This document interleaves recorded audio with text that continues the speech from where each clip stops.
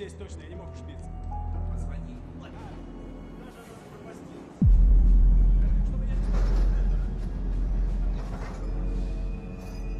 Она где-то здесь. Смотрите внимательно.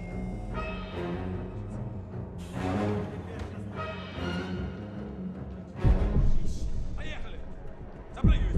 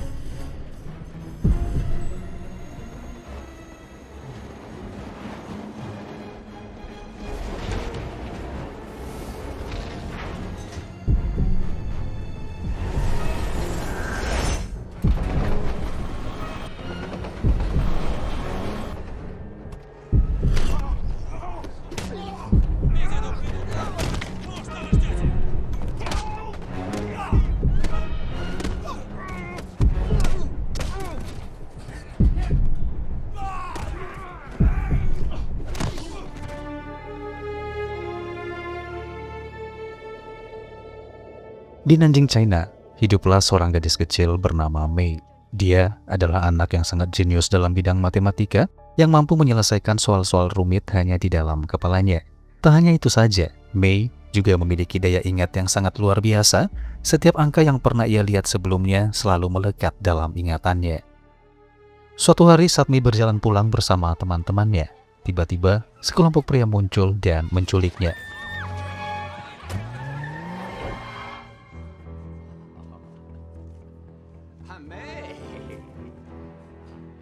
Ia kemudian dibawa ke hadapan seorang bos mafia Tiongkok bernama Han. Diketahui bahwa selama ini seluruh data digital bisnis kriminal Han sangat mudah dilacak. Oleh karena itulah, Han membutuhkan seseorang seperti Mei yang bisa menyimpan semua data penting hanya di dalam ingatannya tanpa jejak digital sedikitpun. Awalnya, Mei menolak bekerja sama. Namun ketika Han mengancam akan membunuh ibunya, ia tidak punya pilihan selain menuruti perintah mafia Tiongkok tersebut.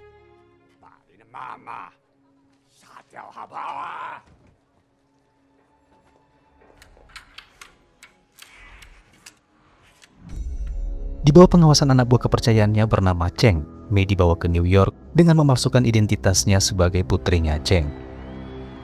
Sementara itu di tempat lain, lebih tepatnya di New Jersey, seorang mantan polisi sekaligus petarung bernama Luke terlihat sedang menjalani pertandingan. Pertandingan itu sebenarnya sudah diatur, di mana Luke seharusnya kalah. Namun di tengah pertarungan, ia secara tidak sengaja melayangkan pukulan keras yang membuat lawannya itu pada akhirnya terkapar dan dinyatakan koma. Kemenangan Luke itu tentu saja membawa masalah besar, di mana ternyata bos mafia Rusia bernama Emil telah memasang taruhan besar pada kekalahan Luke yang justru kini kehilangan jutaan dolar. Luke pun seketika tersadar bahwa kemarahan seorang mafia berarti bahaya besar bagi keluarganya. Sehingga saat itu juga ia segera bergegas pulang. Sayangnya, semuanya sudah terlambat. Putranya Emil yang bernama Vasily ternyata sudah lebih dulu datang, bahkan telah membunuh istri Luke yang sedang hamil. You want to hurt me? Good. I want to see you try. You cost my father money, made my family look. Now we're going to make an extra special example out of you. Kematian keluarganya tentu saja membuat Luke hancur sehancur-hancurnya. Meskipun ia bisa saja menghabisi Vasily beserta anak buahnya, namun tak kenapa ia tidak melakukan perlawanan sedikit pun. Karena sudah kehilangan segalanya dan tidak punya siapa-siapa lagi, Luke terpaksa kembali ke kampung halamannya di New York, di mana ia hidup sebagai gelandangan dengan berkeliaran di jalanan Manhattan tanpa tujuan. Singkat cerita, 1 tahun pun berlalu. Mei, si gadis kecil yang malang, ternyata masih bekerja untuk kelompok mafia Tiongkok. Setiap minggu, Cheng membawanya berkeliling di kawasan Chinatown. Tugas Mei adalah menghafal persentase keuntungan dan kerugian dari setiap toko yang ada di sana, di mana para pemilik toko diwajibkan membayar sejumlah uang kepada mafia sesuai dengan keuntungan mereka. Dengan kemampuannya itulah, Mei menjadi aset yang sangat berharga. Selama bekerja dengan mafia Tiongkok, Mei juga mulai memahami bagaimana sistem bisnis berjalan di dunia kriminal.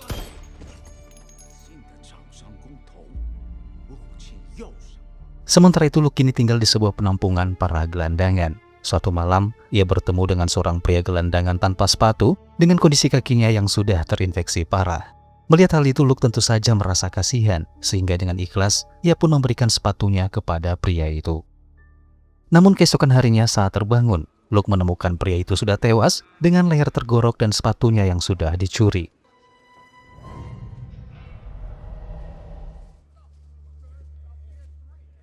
You guys are out of a crack security squad. Your raggedy ass back out into the street. Di sisi lain, seorang wanita yang bekerja dengan Cheng mendatangi Mei di tengah malam, di mana wanita itu datang untuk menyampaikan kabar duka tentang Ibu Mei yang telah meninggal dunia di Tiongkok. May, I have sad news. Your mother is gone. Please don't say anything. If they find out, I told you though. Won't say anything. Thank you. Keesokan harinya, untuk pertama kalinya sejak mengirim Mei ke Amerika, Han datang langsung ke New York.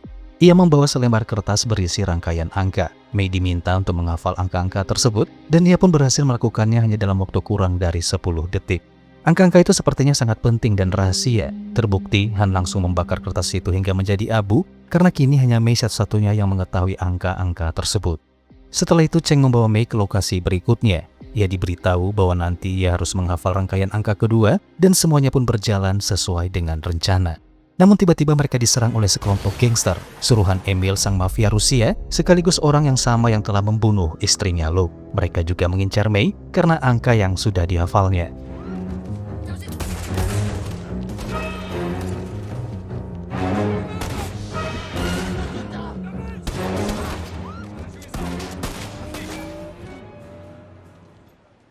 Hey! What way you going, man?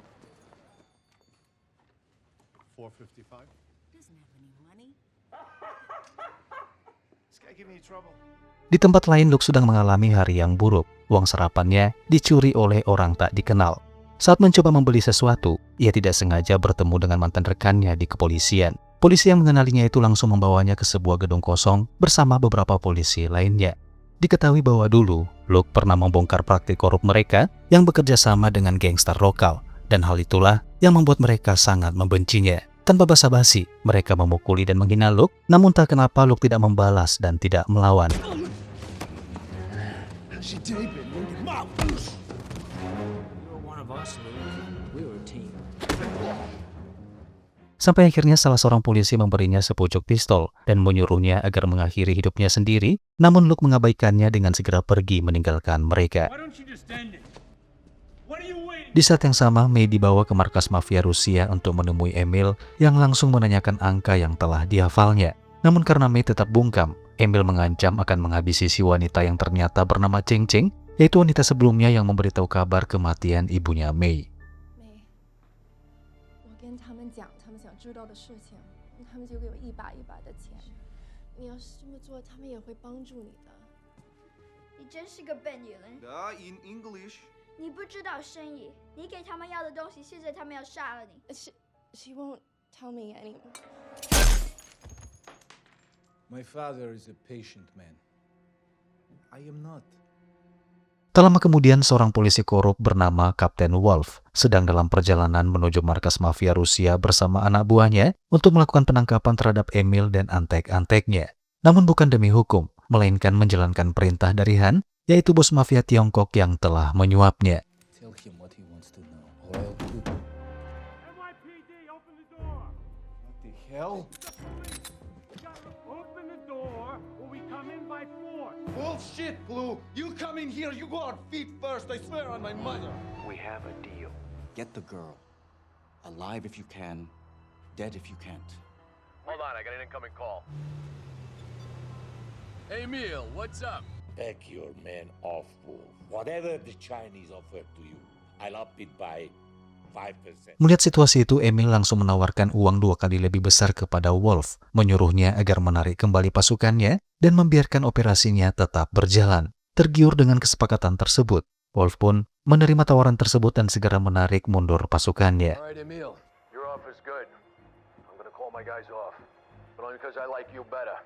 Namun tanpa disadari oleh siapapun, Mei ternyata berhasil kabur.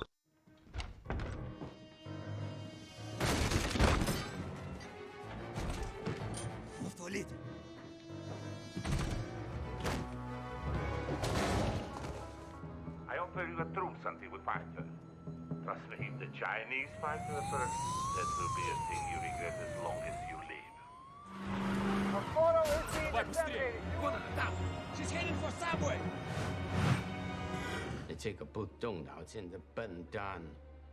如果你让警察和俄国人先找到那个女孩啊！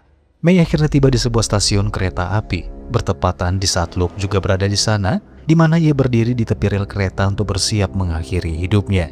Namun hanya beberapa detik sebelum ia memutuskan melompat, tiba-tiba ia melihat Mei, seorang gadis kecil yang terlihat panik dan ketakutan.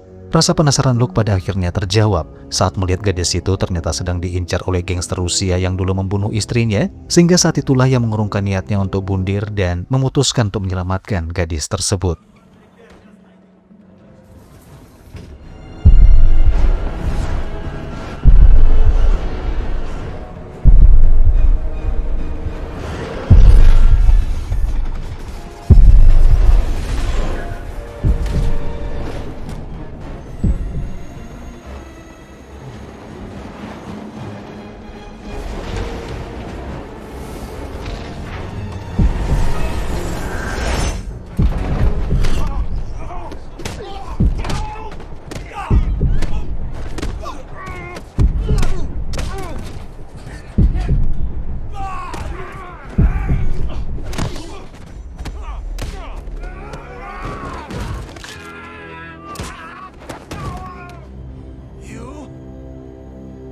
Garbage collector? You got bad information.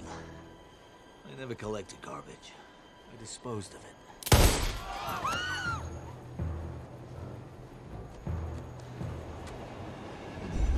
Setelah semua gangster berhasil dibunuh, Luke akhirnya bertemu langsung dengan Mei. Sayangnya, begitu kereta berhenti, Mei malah kabur di tengah kerumunan penumpang karena ia mengira Luke juga salah satu orang jahat yang sedang mengejarnya. Di saat berusaha mencari Mei, Luke tanpa sengaja mendengar komunikasi polisi melalui radio. Dari situlah ia sadar bahwa para polisi korup juga sedang memburu gadis tersebut dan kemungkinan besar berniat menyerahkannya kembali kepada mafia. I'm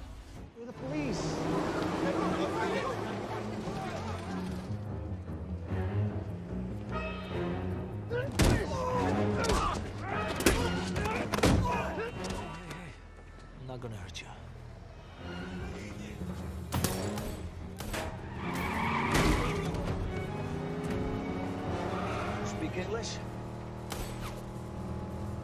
Meski saat itu Mei masih belum sepenuhnya percaya, namun akhirnya ia terpaksa ikut bersama Luke ketika mafia Rusia tiba-tiba muncul dan melepaskan tembakan.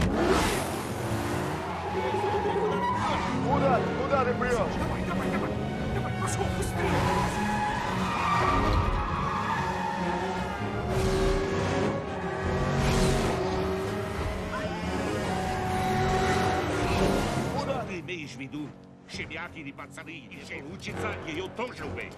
Она только моя. This goes on, a lot of innocent people are gonna get hurt. Want that?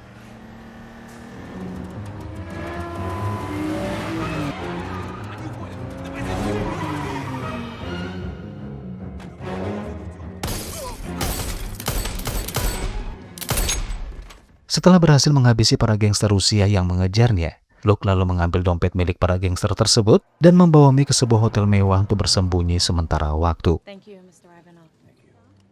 Here you are, Mr. Ivanov. Room 1012, 10th floor. Thank you.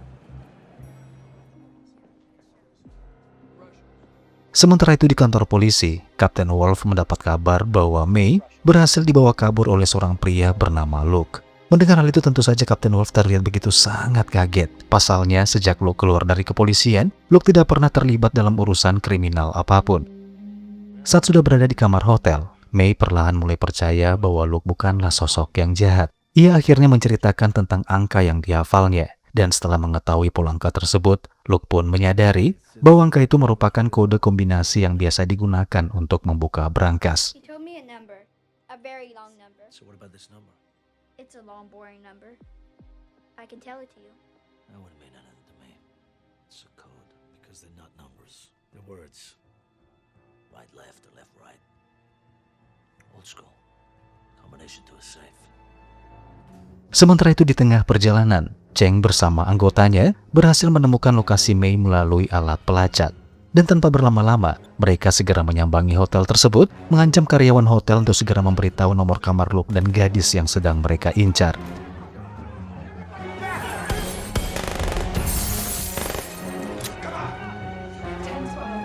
He's in room 1012.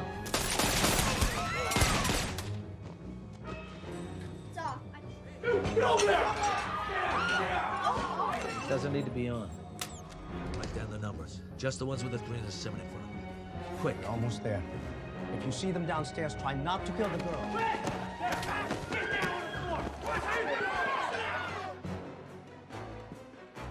I'm going back down to cut them off.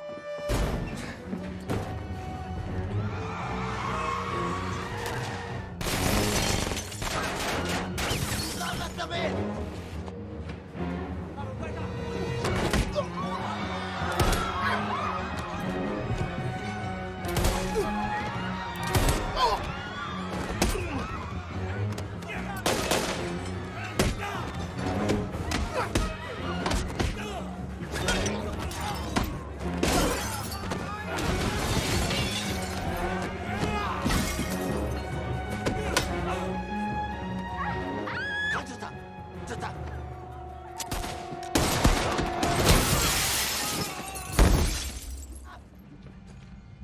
Meskipun berhasil selamat, Luke merasa Mei adalah gadis kecil yang wajib diselamatkan. Berbekal ponsel salah satu anggota gangster Rusia yang sempat ia curi, ia pun menghubungi Vasily, yaitu putranya Emil, di mana ia berpura-pura menjadi anggota kelompok mereka, dengan mengaku bahwa dia memiliki angka yang saat ini sedang dicari oleh semua orang.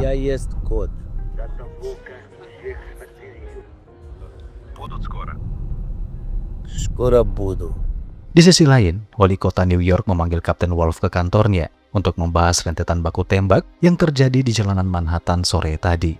Dari percakapan mereka, terungkap bahwa sang wali kota ternyata juga seorang pejabat korup yang disuap oleh mafia. Bahkan, asisten seniornya yang bernama Alex juga ikut terlibat dalam permainan kotor tersebut. Di momen itulah wali kota menjelaskan bahwa Luke sebenarnya bukan polisi biasa. Dulu dia adalah seorang agen CIA yang dipinjamkan sementara kepada kepolisian guna mengusut sebuah kasus. Diketahui pula bahwa saat itu Luke dan Alex disandingkan untuk melakukan misi secara diam-diam, di mana mereka membunuh banyak bos kriminal demi menjaga keseimbangan kekuasaan di kota. Namun semuanya berubah setelah Luke mulai membongkar praktik korup Kapten Wolf dan timnya, di mana Luke dijebak dan dikeluarkan dari kepolisian secara tidak hormat. Sementara Alex memilih tetap bertahan dan perlahan ikut tenggelam dalam dunia korup. Bahkan, Alex memanfaatkan hubungannya dengan wali kota untuk mendapatkan kekuasaan yang jauh lebih besar. Mendengar semua itu, Kapten Wolf akhirnya sadar bahwa Luke, pria yang selama ini ia anggap sebagai pecundang, ternyata ancaman yang paling berbahaya. Sementara wali kota yang sudah mengetahui bahwa saat ini Luke sedang bersama Mei, entah kenapa ia mulai terlihat gugup, seolah-olah ia tahu sesuatu tentang isi berangkas dan kode yang sedang diperebutkan oleh semua pihak. Di tempat lain, Mei kembali dibawa menemui Han, di mana bos mafia Tiongkok itu bertanya kepadanya, mengatakan apakah Mei sudah membocorkan kombinasi angka tersebut kepada Luke. Di tengah tekanan, Mei berusaha berbohong. Ia mengaku pura-pura tidak mengerti bahasa Inggris, sehingga ia tidak membocorkan apapun kepada Luke. Tak lama kemudian, Cheng menelpon Alex, memberitahu bahwa mereka sudah berhasil mendapatkan Mei, sehingga transaksi bisa kembali dilanjutkan. Disinilah semuanya mulai terungkap, di mana ternyata pihak yang selama ini akan melakukan transaksi dengan mafia Tiongkok bukanlah mafia lain, melainkan wali kota New York dan Alex sendiri. Kedua belah pihak sama-sama memiliki brankas yang menyimpan sesuatu yang sangat berharga, di mana mereka berencana akan melakukan pertukaran.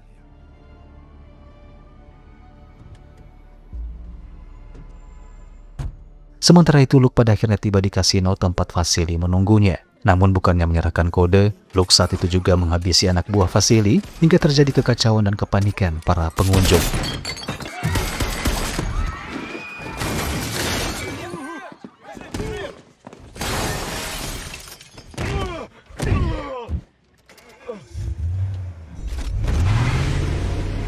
Setelah Luke berhasil menghabisi semua gangster Rusia dan menjadikan Vasily sebagai sandera, ia kemudian menghubungi Emil, menawarkan nyawa putranya sebagai alat tukar informasi tentang isi berangkas tersebut.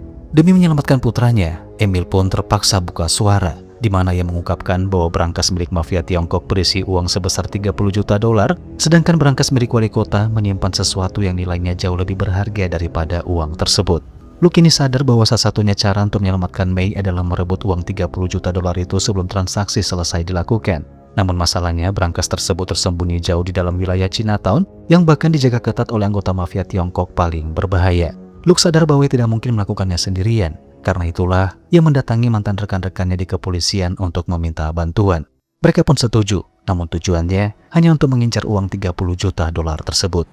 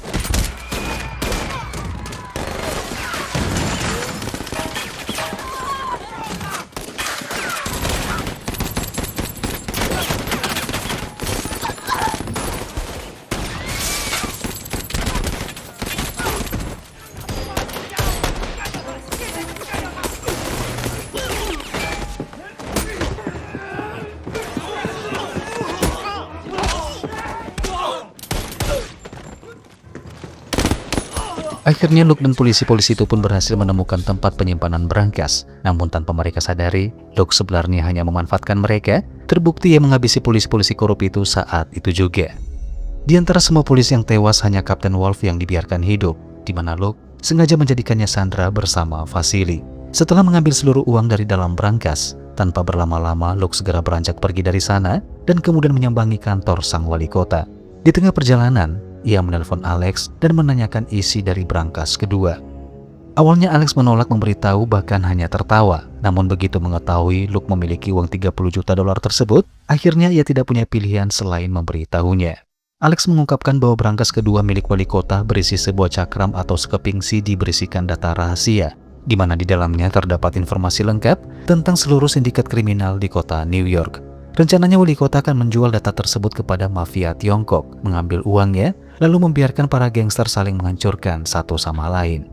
Awalnya Alex berniat melanjutkan transaksi dengan Cheng sesuai rencana. Namun karena uang 30 juta dolar tersebut sudah diambil alih oleh Luke, Alex memutuskan menemui Luke secara langsung untuk melakukan pertukaran Mei dengan uang tersebut. What are you talking about? You got the money. The Chinese have nothing I care about. No. They have something I do. Give the girl the combination to your safe, and she will give you our number. Brought a pen, huh? Have it your way. Tak berapa lama Luke berhasil menyusup masuk ke kantor wali kota dan kemudian memaksanya untuk segera menyerahkan CD tersebut. Satisfied?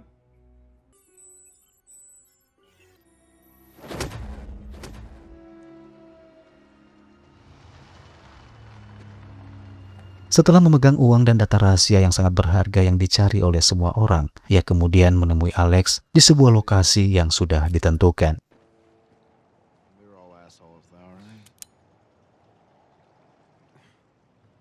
What is she to you? Enjoy it while it lasts. You want to find out where that money is, you're going to have to do it the hard way.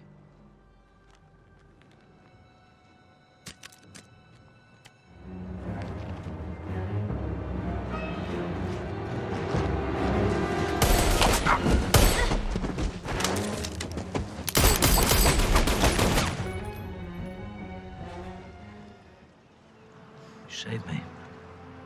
Again. Demi keselamatan Mei, Luke membebaskan Kapten Wolf dan memberinya 50.000 dolar sebagai kompensasi atas semua kekacauan yang terjadi. Ia juga melepaskan Vasily agar mafia Rusia tidak lagi mengejar mereka. Sementara itu Han kehilangan dua hal sekaligus, yaitu uang dan juga Mei. Namun agar mafia Tiongkok itu berhenti memburunya, Luke mengirim semua sisa uang tersebut kepada Han dengan harapan tak ada lagi pihak yang merasa dirugikan. Setelah semuanya selesai, Luke membuat beberapa salinan dari CD rahasia tersebut dan menyembunyikannya di berbagai tempat di seluruh kota. Tujuannya jika suatu hari ada yang mencoba menyerangnya, data tersebut bisa digunakan oleh Luke sebagai alat untuk menjatuhkan mereka. Dan di akhir film, Luke dan Mei memutuskan pergi menuju Seattle untuk memulai hidup baru.